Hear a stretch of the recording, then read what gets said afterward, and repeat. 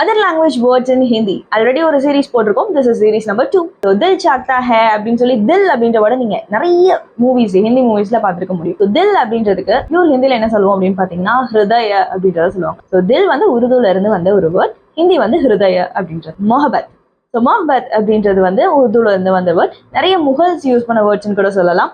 So இதுக்கு ஹிந்தியில் என்ன சொல்லுவோம் அப்படின்னு பார்த்தீங்கன்னா பிரேம் பியார் அப்படின்னு சொல்லுவோம். ஸோ பிரேம் பியார்னா என்ன அப்படின்றது உங்களுக்கே தெரியும் அப்படின்னு நினைக்கிறேன். ஸோ தெரியாதவங்க கமெண்ட்ஸ்ல சொல்லியிருப்பாங்க, கண்டிப்பா அது என்னன்றது தெரிஞ்சுக்கோங்க. கிஸ்மத், ஹிந்தி சீரியல் நிறைய பார்க்குற ஆளா கிஸ்மத் அப்படின்றத கண்டிப்பா நீங்க கேட்டிருப்பீங்க.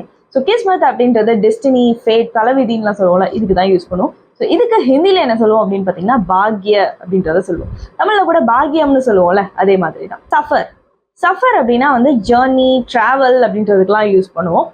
இதுக்கு பியூர் ஹிந்தியில என்ன சொல்லுவோம் அப்படின்னு பார்த்தீங்கன்னா யாத்ரா அப்படின்றத சொல்லுவோம். தமிழ்ல கூட யாத்திரைன்னு சொல்லுவோம்ல, அதே மாதிரி தான். ஷாயர், ஷாயர் அப்படின்னா வந்து கவிஞர் அப்படின்ற மீனிங். ஸோ இந்த கவிஞர் அப்படின்றதுக்கு ஹிந்தியில என்ன சொல்லுவோம் அப்படின்றத நீங்களே கமெண்ட்ஸ்ல ட்ராப் பண்ணிட்டு போங்க. I hope you know that.